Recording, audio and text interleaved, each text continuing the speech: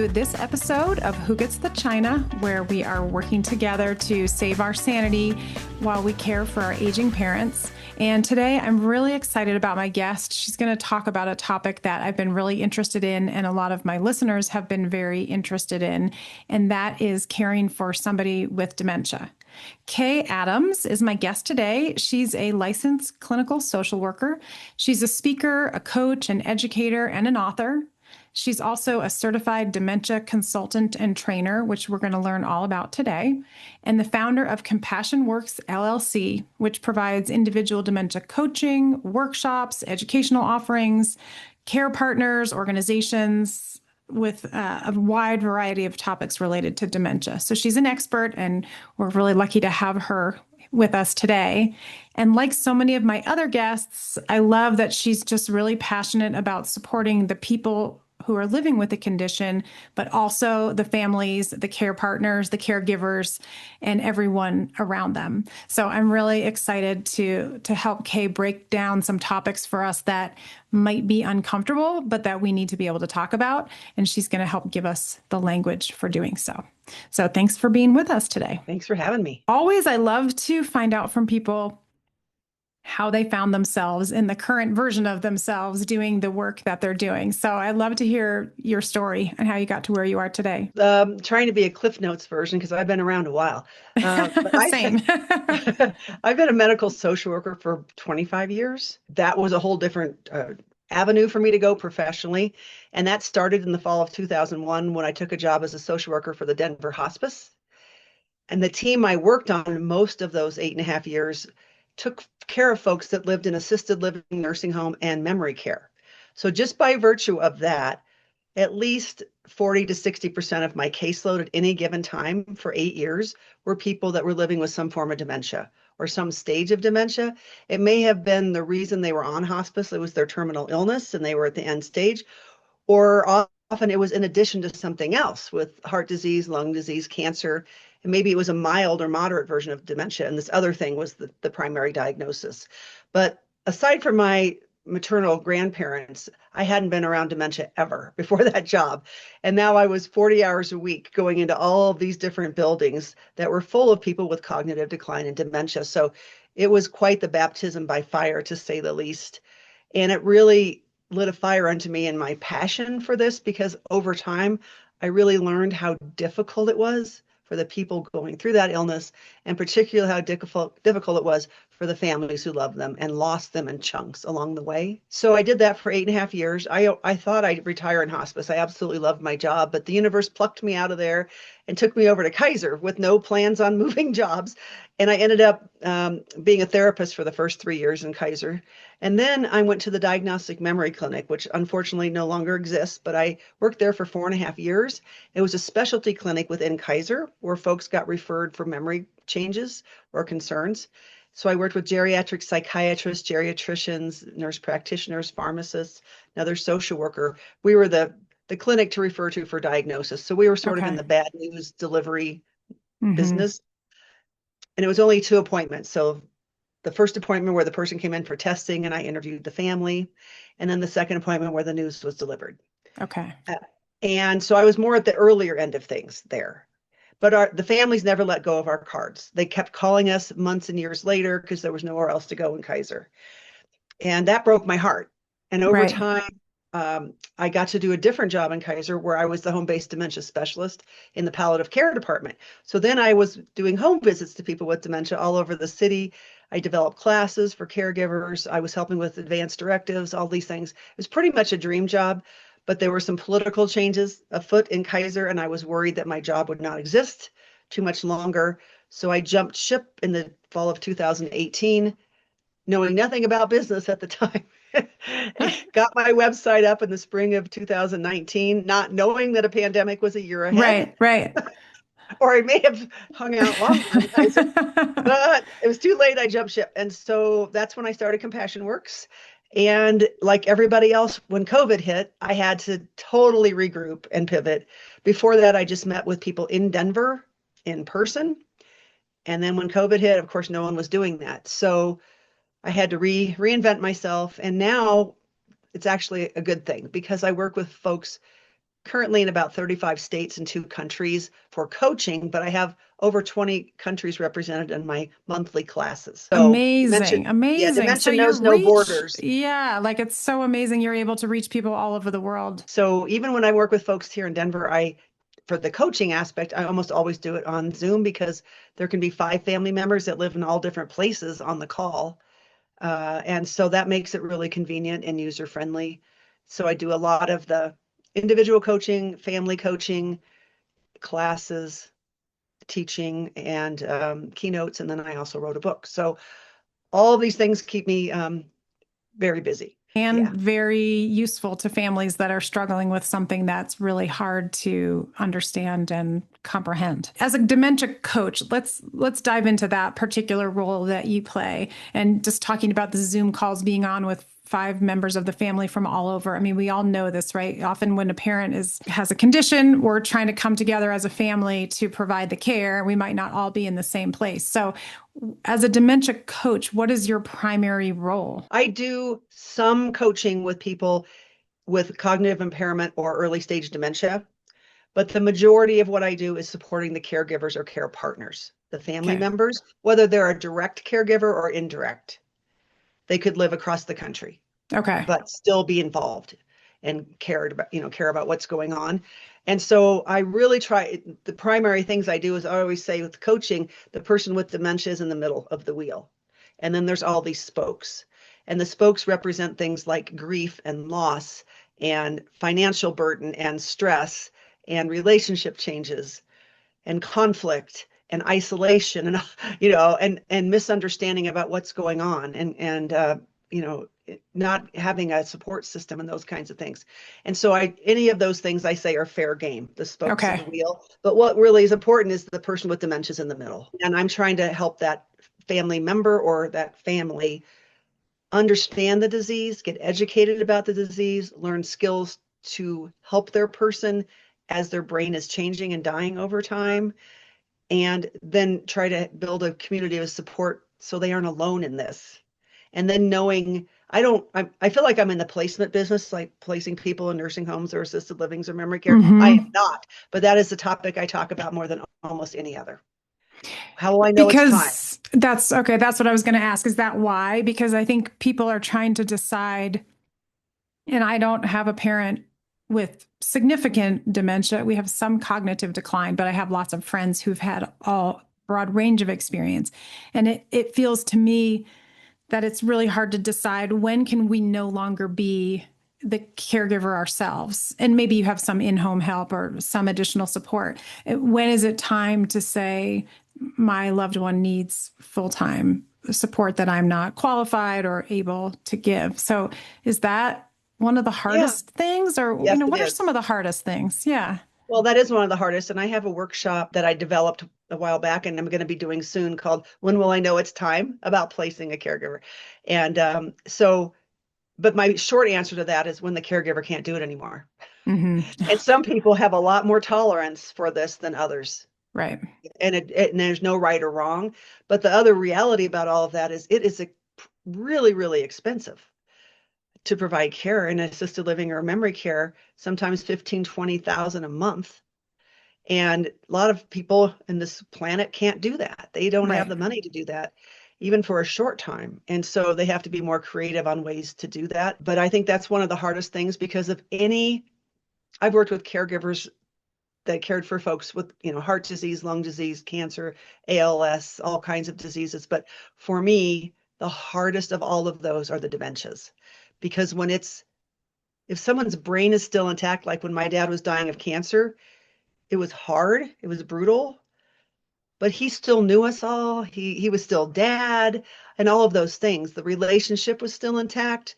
But when you lose someone to dementia, it changes so much of that. And I think one of the hardest things is the relationship changes that come with it that most people are not prepared for. They don't even think that that's part and parcel of what might happen. What are the relationship changes that maybe we should be on the lookout for? Most people will think about a dementia that it's just a memory problem. And that's Okay. why the class that I teach almost every month is called More Than Memory, Understanding Brain Changes and Dementia from the Inside Out. Because I always say to folks, if you're only ready for a memory problem, you are not ready. Okay. Right now, we have over 120 different kinds of dementias that we can identify. None of them have a cure. So all of them essentially are still considered terminal illnesses at this time.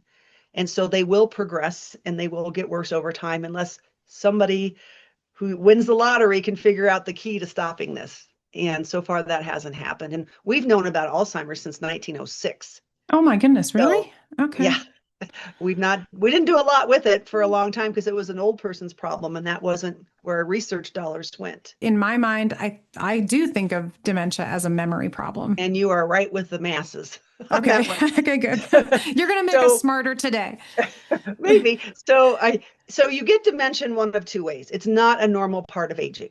Okay. So it's either by an injury to the brain, like you fall off a ladder and get a brain bleed, or maybe you were a football player or a boxer or a soccer player with lots of heading for years in your youth, and you had a lot of jolts to your brain from the sports, or you had a serious car accident and your head went through the windshield, or things like that, that later that injury to the brain can develop a dementia. Okay. And the other way is it is a disease in the brain. So like Alzheimer's disease is a disease in the brain, but it's also caused by other things like strokes. Vascular dementia is caused usually by blood flow that's interrupted to the brain. There's Lewy body dementia, there's frontotemporal dementia, alcohol related dementias. There's all kinds of different things, but none of them act exactly the same. But most of them do involve some memory loss.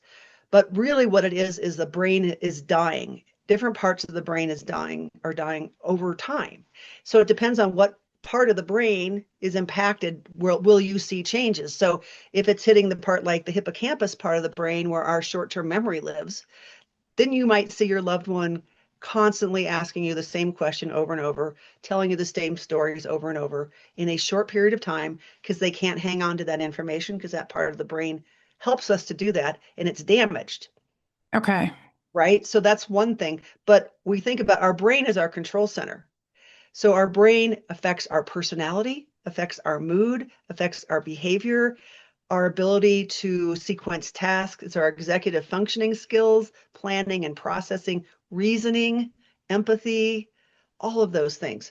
So depending on what part of the brain the dementia is attacking, we can see changes in all of those areas, including ability to be walk, talk, be mobile, be continent. Everything is on the table when there's a dementia. Things like personality shifts, like maybe someone you love is starting to seem crankier. I mean, I know we sort of joke about that grumpy old men movie, right? But I mean, a mood change, personality change, somebody just not seeming like they're themselves anymore. Those might be signs of dementia, even though they might be able to remember all the things. It's more a different aspect of the brain that's being impacted. So, for instance, in frontotemporal dementia, it affects the frontal lobes of the brain, and there's two temporal lobes on each side. And it depends on which side, but if it hits a certain part of the temporal lobe, that's where our logic, reasoning, personality, those kinds of things live. So, and that's the last part of the brain to develop. So, an example I give a lot to people is my son is 16 now, but when he was little and we were in a park together, a very obese woman walked by and out he yells, top of his lungs, "Mama, look at the fat lady!" Right? And I'm mortified. Okay, but Right. he's like We've all 4, been 3. there. Right. We've Yeah, all had right. that. Yes. His frontotemporal lobe was not developed, right? And he didn't know better. At 16, if he did that, he'd be in big trouble, right? He knows better now. But it's the last part to develop, that part that the right or the wrong and the social reasoning, and it's our social governor. You might think something, but you don't just spit it out of your mouth and Hmm. those kinds. So when that lobe gets affected, people can really change from, being a really kind, considerate, respectful kind of person to suddenly being on porn sites, to sexually harassing their coworkers, to calling people all kinds of names, just uninhibited. So some people can be way more of themselves, like on steroids with the dementia, and some people can change a lot. So my mom died a year ago, December, and she had dementia the last 5 years of her life in the form more of paranoia and delusions, not Alzheimer's. Her memory was really intact for a very, very, very long time. But I had a hard time convincing my family members of this, even though they lived a mile from her and I lived 500 miles away. But Uh-huh. I talked to her 5 to 7 days a week because she was a Depression era person, and she never let anybody take advantage of her financially in any way because they grew up so poor. Yeah. So my whole life, like you couldn't get out of the grocery line without her going through every single item on the receipt. And if they overcharged her a nickel, she's going to get the manager. And she was still like that into her 90s. And I was like, oh my God, mom, what is it now? I That kind know. of stuff. But she was doing that with the companies now and with her bank and calling the FBI Mm. and calling the police and doing all kinds of strange things. And I kept saying to my family, yeah, I know she's always been very, very hyper vigilant that Mm-hmm. protect her assets and no one was going to take advantage of her. But could we all agree that calling the FBI over her It's cable not. bill is not normal? And my family just Uh, wrote me off like you're a little overzealous about your job, and it really took it escalating to a high level before they really said, "Oh God, maybe Kay knows something." yeah. Maybe this It took a expert in long our time. family is right. Well, It took because a long I'm time. thinking about my own parents, and for instance, the way that I came to this journey was a lot about the struggle to get rid of the sentimental items that we all have packed in our dining rooms and kitchens and closets and buffets. And one thing that I notice is that it's harder for my mom now to get rid of things that still don't have sentimental value. Like she'll save a lot of things because she thinks she needs them. Now, yes, my mom also had Depression era influences and so is frugal, as many of our parents are. But I had a funny conversation with college roommates when I saw them recently who saves twist ties or the little plastic Oh things yeah, that come on your yes, bread, right? And so yes. I mean, my mom has a lot of these twist ties. Like, how many twist ties could two people living together really have a need for? And so we had a good laugh about who saves, who throws, which ones do you save, who keeps them. But what I'm hearing from you too now is like behaviors that might have been normal, but they eventually get exaggerated can be part of cognitive decline that Either might way, be my mom undiagnosed. saved everything. She saved plastic bags. She saved twist ties. She must have had 500 twist ties in a Yeah. baggie after she died. But that wasn't because of her dementia. She's done that forever. Okay. Scraps of paper Oh, because you yeah. could reuse it. Same. Like, Yes. tiny, tiny bits of soap, Oh my tiny, you gosh. can barely pick it up. Yes, Because yes. when you had nothing, you Right. save every scrap. So, but the other thing is that people like one of my coaching clients last week was talking about her mom, and her mom now has dementia. She just moved into memory care, and her mom was not a very lovable, likable person when this woman was growing up. She Hmm. wasn't demonstrative. She didn't ever say, I love you. She was real critical, judgmental. So they had a pretty strained relationship most of their life. Now, Hmm. mom is in her 70s, early 80s, and she has dementia. And suddenly, for the first time, the daughter is saying, my mom is so sweet. She is so funny. She is so nice to be around. She's so gracious. She thanks me for things. She tells me she loves me. She tells me I'm beautiful. And she said, this is just hell on earth because I'm finally getting the mom I wanted and I'm losing her to this disease. So people can do a 180 on their Hmm. personality also in a positive direction or not a positive direction. So I'm always cautioning people if you know one person living with dementia, you know one person living with dementia. Just because you've known five others, you think this person's going to act or do, behave the same, but we can't make that assumption at all because no two people go through their journey the same. As a caregiver, then, knowing that there's not a clear roadmap, No. we need to be prepared for many eventualities. So, how can we be better prepared to know what we should be looking for, what we should be doing, how we should be, responding to our loved one that's suffering with dementia? Well, before we even get to dementia, one thing I'm always asking people about is do you have your advance directives done? Have Okay. you named, or do your parents or whoever in your life, do they have a living will? Do they have somebody appointed as their medical decision maker? Do they have someone appointed as their financial decision maker?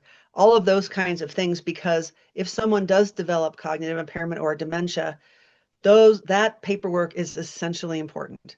And even if Okay. they don't develop dementia, But when they do, there's a window where they aren't going to be able to make competent decisions anymore. When they aren't going to be able to weigh out complex medical decisions, even simple decisions.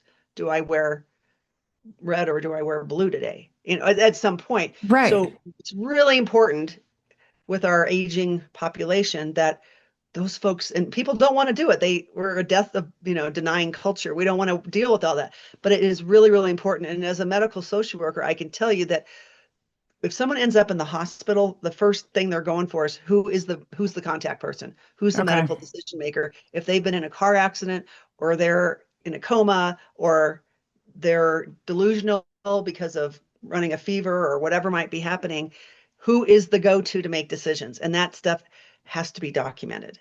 So those forms are really important. And past them just being documented, people need to have conversations about it. Because what I really learned in hospice and then ever since was that if that stuff isn't done, if there's nothing written down and you've never had a talk with your loved one about it, and then let's say they have a major stroke, all right, and now they went from being fully functioning to bedbound and unable to talk, unable to make sense of their environment, don't know who they are, don't know who anybody else is.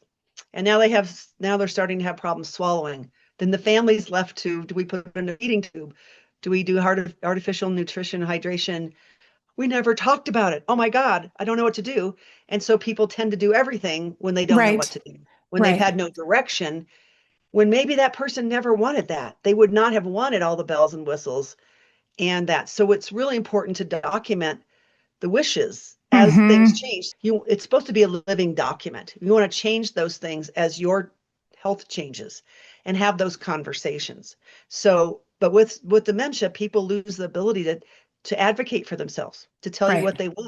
what they want you to do or don't want you to do.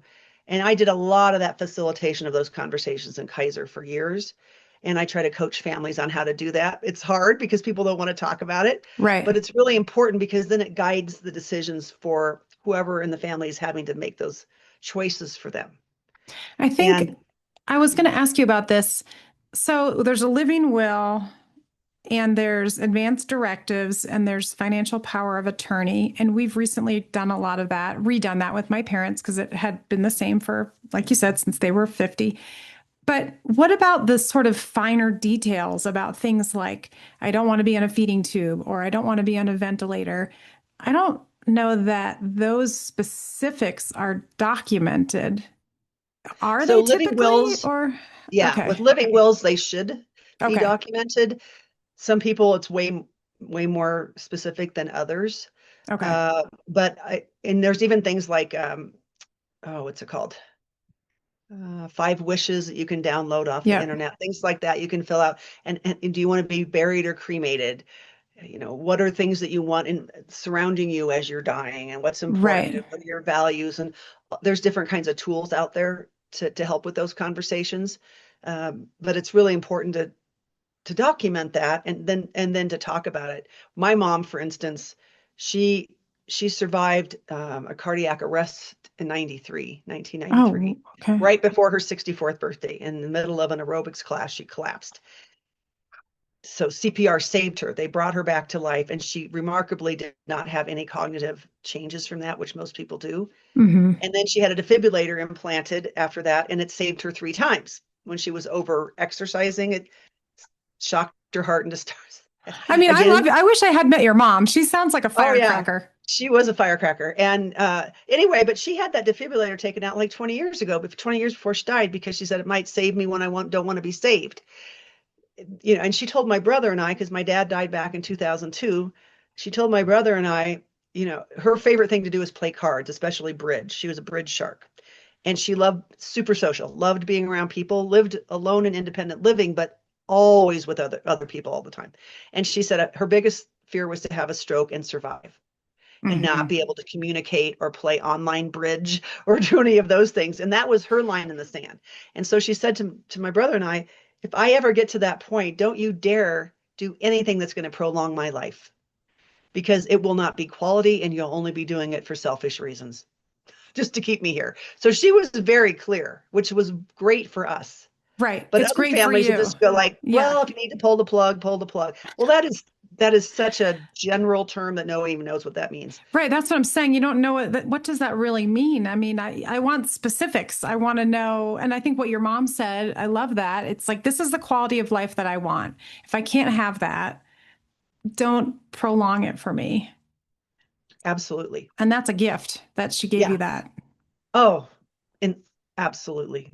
Hands down. It made it so much easier for us at the end of her life to know what to do.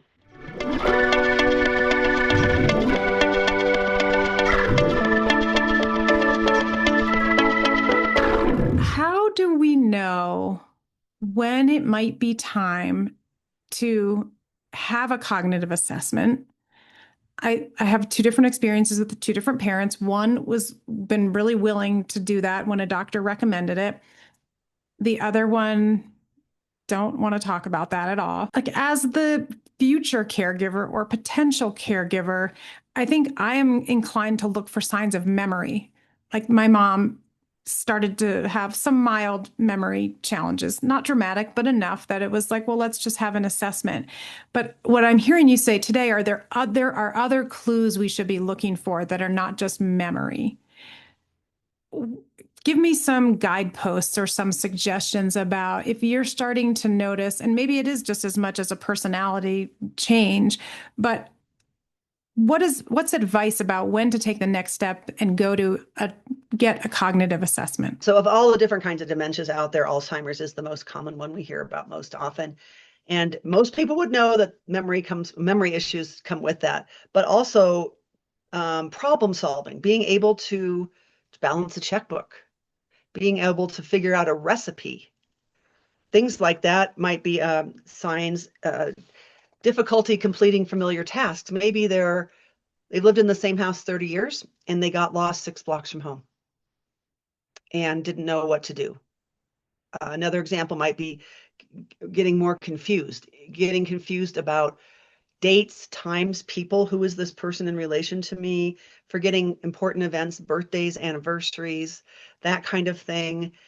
It might be a spatial awareness, knocking the rearview mirror off the car driving in. Peripheral vision changes in word finding, can't come up with the right word, talking around the word, can't remember names, nouns, that kind of thing is really common. A big one is misplacing things and retracing steps, Mhm. constantly losing their phone, constantly losing the keys, the wallet, the purse, But the more credit than card. me, I mean, I feel like I'm Yes, constantly looking for my keys. yes, yes. But it's like you can spend a lot of hours a day retracing and can't find it. Okay. The other thing is like decreased or poor judgment. Somebody who's on porn now when they never used to be, falling for financial exploitation, which is $1 billion business. That's a big one for folks. Withdrawing from people, like kind of going into their own cocoon and not wanting to interact with other people. And then if we see some mood and personality changes that are, most of our personalities are pretty set by our early 20s, but of course we all change and evolve over time. But I always give myself an example. I'm a huge extrovert. And if I suddenly don't want to be around people, I don't want to go anywhere, I don't want to talk to anybody, I don't want to see anybody, I'm really avoidant, people should be worried because that's Hmm. not my baseline, or people that like love being around their grandkids. They love being nothing else but being around their family and suddenly can't stand being around. They just go to their own room and withdraw and that kind of stuff. So when you start seeing these red flags, and I always say in my classes, like, so there's normal aging, there's different things as we age, there's certain things that, all of us start doing.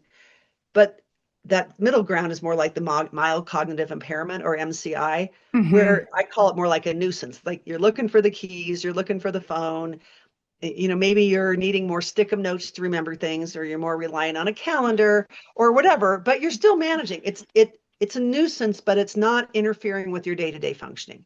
Where it tips from like that MCI into dementia is when whatever the person is struggling with is now impacting their day-to-day abilities a little bit or a whole lot. Okay. So they're getting lost in familiar places, they're forgetting appointments, they're forgetting their meds. So when you start seeing those red flags, that's a good time to try to get an assessment. But as medical providers, I think when people hit their 60s, they should be doing those annually, if not more often. And we're an avoidant culture. I worked in Kaiser 8.5 years, and I was in people's medical records every day. And you could put in like a keyword to see how many times it came up in somebody's chart. And you could put Hmm. in cognitive impairment or dementia, might have come up 40 times in somebody's chart, and it's never listed on their problem list as a diagnosis. But maybe they're on Aricept, a memory med, which makes no sense. It's like, Crazy. would you put somebody on a cancer med without putting cancer on their diagnosis? No, but we do it for No. memory stuff all the time. So I just say the bottom line is encourage a baseline. It's good to get a baseline cognitive assessment as often as possible. And if Okay. there's trouble in there, to try to get more detailed evaluations if you have access or if the person would go. My mom Right. never thought anything was wrong with her, which at least 50% of people think that. They don't see it in themselves at all. And so they'll never go get a test. But there are other Right. ways around it that I coach people to try to get that information to the doctor. Because you're right. It's like I can see that. I mean, again, probably we're all like that, right? If I'm the one having the cognitive decline, I know some people are aware. I have a friend, her mom knew, and she was open about it and wanted to see the neurologist and learn more. And she's been coping with that, but she's aware of it. But I feel like it's more common, at least among the people that I talk to, where you have a parent, you're looking at them and saying, this doesn't seem quite like you. This seems a little bit concerning. What do you think about getting a cognitive assessment? And they either don't want it, or even with my dad, I've had him say, well, my doctor gave me that quiz in the office and he says I'm fine. I spend And a lot of my coaching calls trying to talk with individual family members about what is the best way to go about this, that you okay. can't go in a straight line from point A to point B and get it done. Okay. What are So what ways do to I get need to information do? to the doctor? What should I do? Well, some of those things is, so if you can, besides that, when we talked about living wills and advanced directives, Yes. getting on a person's HIPAA, their medical information, so that if you Yep. get access to your loved ones, and that's usually an internal form in whatever their medical care is, so that you have access to their medical chart or the medical record, because it's a one-way street otherwise. You can tell them stuff, but they can't tell you. And Right. so you want to be able to have access to that. And so is there actually something in your dad's chart that says that he had that quiz, and what's the score? And Right. maybe the score wasn't good, but the doctor said, oh, you're fine, because that happens all the time too. Well, And that's so, what I wonder about. So it is interesting that you're saying that because I think we do have all the HIPAA forms, but on my mom's, she's fine and totally open. I can see all the things. But with my dad, I don't think we've said, I want access to this particular electronic health record, right? Because of uh-huh. course, all the doctors are different. They all have different electronic health record. But you're right. So we don't know exactly what the score was and what was said could be two different things. Yes. And so and what I coach people a lot to do is, like, if you have access, if it's an electronic medical chart and the loved one doesn't read it, because if they read it, they might get pissed off. But if they don't happen to read it, then you could put in there, Dr. So and so, my dad's coming into an appointment next month, in bullet points, easy to read, easy to scan. Here's what I've noticed: changes in cognition, personality changes, mood changes, da da da da. And I'm really concerned that there's a developing dementia. I'd really like it if you could do this. And then a caveat is, say, please don't share this information with my dad, because what happens is providers throw the family member under the bus. Oh, Right. your doctor says, I hear you're having some memory problems. And then you become the enemy. And so Right. it shouldn't be that way, but it happens a lot. So Okay. depending on if they have access to the chart or they don't, I try to give people in my coaching calls, fodder for how to go forward with those kinds of things. One step at a time, trying to slowly build confidence and trust also is something that has been important for us of we're not trying to just get in your business for no reason at all. But here's where I can add some value. Let me go to the eye doctor with you. That's not threatening. That's not a big deal. Okay, that went well. That was not awkward, embarrassing. You weren't overbearing. So that's a gateway to the next opportunity. So trying to take baby steps, but there Yes, comes a point where all of a sudden it's not a baby step anymore. It's a big step. it's a big Um, step. mhm. And that's why you want to get that assessment, because there are some things that can look like dementia that aren't. Like clinical depression that's untreated Mhm. can look like dementia. Significant hearing loss or vision loss, where people aren't taking in the data from their environment, therefore it's not registering, they're not remembering it, can look like it. Untreated Lyme's disease can look like dementia. So and that's another argument you can say for them is like, well, we want to make sure it's not something we can improve and do something Right. about, easily. With my mom, I was, like I said, 500 miles away, and she was all paranoid about medical records and all, even with us. And I had to go the back door approach to get on her HIPAA. My brother went to the same doctor. I had him get the form while he was in the office. And then I had a conversation with my mom saying, because she hasn't had the cardiac history. And I'm like, Mom, I'd be there in a second if something happened. But if you had a stroke today and you end up in the hospital in Nebraska, and I call, even if I know where you are, they're not going to tell me you're there. And I'm going to want to get in that car. And Right. she never wanted to create stress for her kids. And so that's how I sold it. And then when I sold it to her, then my brother was seeing her the next day. I said, go there with the form, strike while the iron is Right. hot, and that kind of stuff before she changed her mind again. Uh, And then it was never in her file. But my brother, I'm like, next time you go onto your PCP, who was the same one as my mom's PCP, I said, make sure you take this list of things that we're seeing concerns in mom, that gets scanned into her chart, because she looks like $1 million every time she goes to see her doctor twice a year. and people have But talked about that. That's like a skill that we acquire, right? We can be really on and sharp and with it for that 15 or 20 minutes that yes, our primary care doctor is talking to us, but then the reality sets back in. So it's like not a performance, but somehow our almost, body's able to prop us up for that critical window. And so the especially doctor those isn't older seeing it. generations, like Yeah. they dress up for the doctor, Yeah. Yeah. all Yeah. of that. I know. Yeah. Or, and also, I feel like for us, maybe this is just a generational thing, but a little more, it's like I'm ready to just put it all on the table. Like I'm paying for this visit. I've waited for this visit. I see you as not somebody on a pedestal, but you're somebody who's here to help me. Whereas I feel like from our parents' generation, there's a little bit more like fear and awe, and the doctor is like on a different level than you are. God, yes. Yeah, a God. Okay. Yes, or that.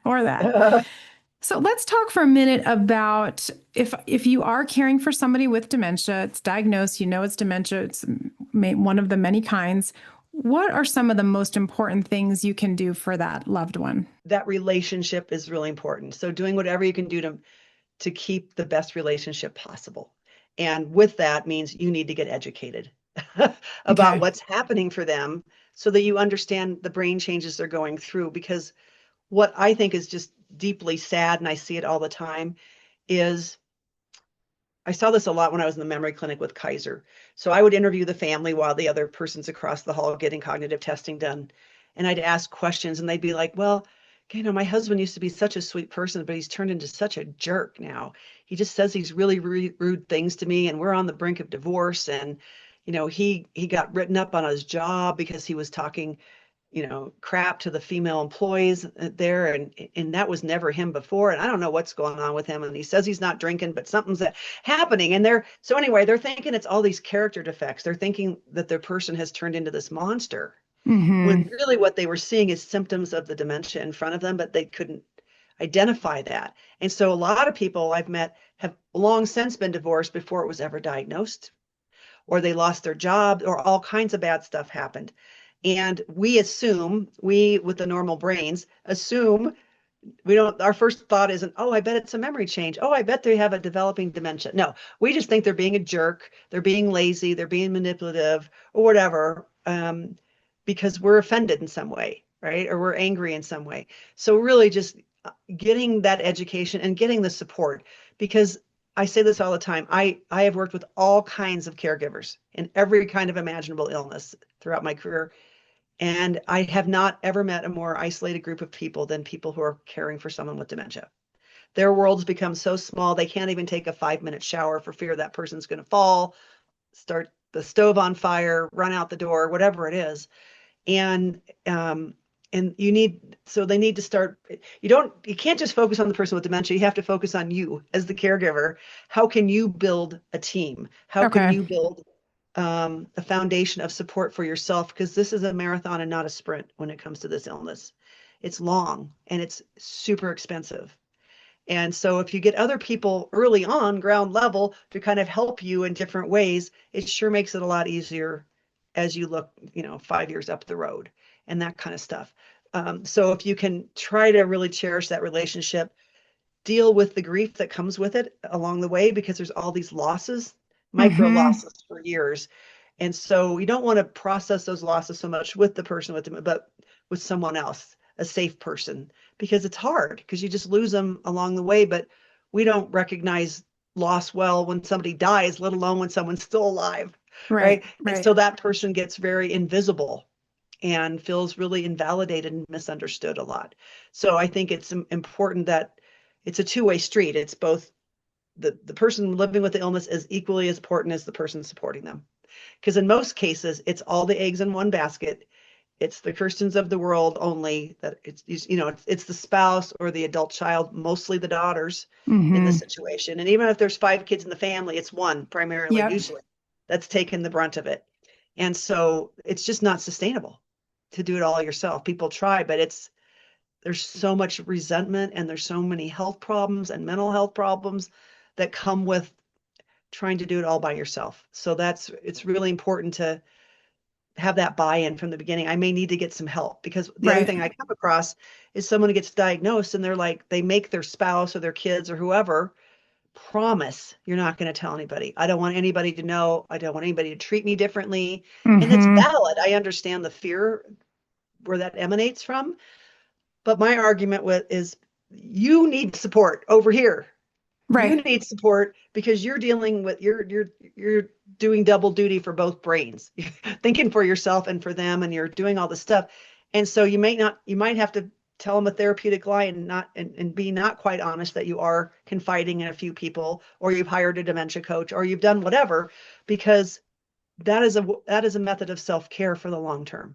And if you try to keep it all a secret, what I found is people will make up their own reasons why someone is repeating themselves, or why their personality is Mm. different. And it's never going to be good. It's going to be they're doing drugs, they're doing alcohol, they're God knows what, they're schizophrenic. They'll make up all kinds of stuff that isn't on par at all.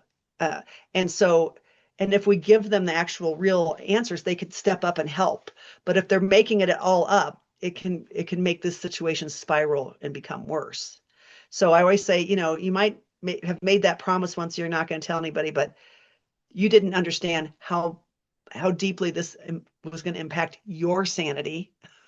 Right. And Right. if you exited the scene right now, this person would no longer be able to be at home. No. And so you have to treat yourself as someone who's super important to this equation. Hmm. I think it is hard because we do make promises, even to ourselves, that say, I'm going to take care of this person. I know they want to stay at home. I think many kids, myself included, have heard their parents say, "Don't send me to the home. Whatever Oh yeah. happens, don't send me to the home. I don't want to go to the home." And you feel like you make a promise to your parent, you make a promise to yourself that I'm going to continue to do this, but then at some point it becomes more than what any one human can be expected to do. And then as the daughter or as a son, you feel a lot of guilt that you can't fulfill that promise. Number one emotion I talk about in coaching calls, guilt. Mm. Number one. What have you learned about yourself from caring for your mom with dementia? Or what do you find that other caregivers learn about themselves when they're caring for someone? Well, I'm really transparent in my classes and in my coaching and my speaking engagements. I use myself as an example a lot. It's a little easier now that my mom died, because she can't possibly overhear me talking about her. But one thing is, I can say these things because I know all this. But when I would go back, there's a great example. A couple of years ago, I took my son back a couple of years ago to visit my mom, and I spent a lot of time in the car saying, Grandma's brain is different than a year ago when you saw her last. Grandma's brain is different. Her personality is different. All this stuff is different. And so I'm preparing him, but we get to town, we check into an Airbnb, and then 20 minutes later, we go to my mom's condo. And within 15 minutes, I was getting torqued. She was doing stuff that was ridiculous, and it didn't make any sense. And my son is standing behind my mom, so she can't see him, going like this to me, like, Mom, stop. What are you doing? And I felt so, even though I know all this stuff, I fall into the exact same traps because that mother-daughter relationship at that point had went back 63 years. And Right, right. so, or 62 or whatever it was. And so we have a well-worn pattern. We have a well-worn dance, right? And so even though I know this stuff intellectually, it's so different when you're in a relationship. And so that's what people learn a lot, is that they can't help it. They can't help but get angry sometimes and to lose it sometimes and to assume the worst sometimes, because we're actually swimming upstream against our normal brains as caring for someone with a dementia. It's really, really hard. And so they learn that, and they learn that they're also more capable than they ever knew about doing hard things in a way they never thought. And I think people also discover the depths and the expanse of their love that they never knew would go that far for one person. I used to say this a lot in hospice. I used to say, I'm glad I don't have a crystal ball, glad I can't see what's ahead. Because, for instance, in my last year and a half, I moved twice, got divorced, and lost my mom in 6 months. Mm-hmm. And if anyone would have told me that that was all coming, I wouldn't be here on this podcast with you, because I'd be somewhere else, right? Right, And right. so it's good that we don't all know what's coming, and it's more in bite-sized pieces. But I am a really strong advocate that I always say to people right out of the gate, if you want to be an ostrich, I'm not the one you want to work with, because I'm very straightforward. I don't think dancing around the topic or acting like it's not going to happen. It's not a matter of if, it's when, because I feel like that's kinder and more compassionate than let's pretend it's not going to happen Mm-hmm. and then be Mm-hmm. sideswiped by it all and so stressed. And so I try to, live in that zone, like not to overwhelm people, but also like things are going to change, and as we go, let's prepare for that. So we're not completely overwhelmed when it It's like happens. starting a new job, right? It's like anything in Oh, life. When we had babies, we had kids, we were reading books, we were learning, we were trying to arm ourselves with as much information as we could so that we could do our best to make smart choices. And I think it's the same for this, but I don't think that we all really understand what's going to be expected of us fully. You no. just don't know. Right. And I think the other thing, when you're not everybody else in your life, you can use logic and reasoning with, and you relate to the term, and then there you have this one exception. And so it is really hard to get out of that groove that we have related to our loved one in, and everybody else in our life, and then to change gears constantly. Yeah. It's really Yeah. hard. And so That's I such a think good point. learning that we can be patient with ourselves, learning that we can practice self-compassion, that kind of stuff is really, really important. Learning that we need to take care of ourselves. I know that's so overused, but people go under. I mean, we know there's a really high incidence of depression, substance abuse, anxiety, and suicidal Hmm. ideation among caregivers. And two fun risk factors are for dementia are, one is especially for Alzheimer's, because it's 2/3 women to 1/3 men. So just being female and age and being a caregiver for someone with dementia increases your risk of getting dementia. Oh, great. So great, right? And so if you don't take care of yourself along the way, Right, right. you're just putting yourself more in a jackpot that genetically you're a little higher end just because it's in your family, but that doesn't mean you're absolutely going to get it. So I'm always saying, it's not a joke. It's not a luxury, this self-care piece. It's like, Hmm. really got to do it Right. if you're going to try to keep yourself as healthy as possible in the long run. Yeah, don't be a martyr, which I No, think a lot of us, myself included, can be guilty of, where you're trying to just constantly show, I can handle it, I can handle it, I can handle hard things. And it doesn't mean you can't handle it, but you need to avail yourself of support along the way. I So, always, asking for help, strength, not a weakness. okay, And I'm always absolutely. saying, let's start building that muscle now. Let's start practicing and flexing it so it doesn't feel so hard to do. One thing that I do love to ask people is, have you personally, or have you been working with a family who has a who gets the China moment or lesson about either how to embrace the sentimental items that you have with your family, or how decluttering or going through them has taught you something about yourself or the family history? I have a few different thoughts. One is, when someone has a dementia, the less clutter around them, the better. Mm, The better their brain functions, the better And a lot of times when people develop dementia, even if they've never had a tendency to collect or hoard, they develop that in a lot of people. And the more stuff we have around us, it's a safety concern. The more crap everywhere is just a safety concern. And the more we have around us that we have to hunt through every time we can't find our keys and our wallet, it just makes it worse. So simplifying the environment is a godsend for someone with dementia. Okay. So it's a positive. So there's a So that motivation to do it because it improves their quality of life. yes. The other thing I want to say is that, people do have sentimental things or things that make them feel good. And so the other part about it is if someone does have to move from their home to an assisted living or independent living or to memory care, it's also really important if there was things that were really sentimental to them, like if they had a favorite chair they always loved to sit in, or they had a favorite family photograph that always hung on the wall in their office, or Mm-hmm. things like that that were always meaningful, or they would look at that, or they had history, they had a heart connection with that piece of thing. That's important to move with them. That's important. Like if that doesn't stay in the house, that goes with them. Those kinds of things, so that it feels, even though it's not home, no one's going to say it's home, Mm-hmm. but it feels more familiar. It feels safer, feels more comfortable. As the daughter of the person who you're caretaking for, who might have attachment to a lot of sentimental items, in coaching your families, have you seen that particular items might give the kids comfort? Or, is there a way or sentimental items that we keep as the child to still feel that connection to our loved one who is, like you said, escaping us slowly? Yeah, and every family's different when it comes to this. Your mom might be similar to my mom. My mom was a pragmatist, because of the depression. And so after my dad died, she gave almost everything he owned away immediately. And people thought she'd lost her mind. Okay. Mm-hmm. But she let my brother and I pick one item of clothing hanging in the closet of my dad's that we could keep.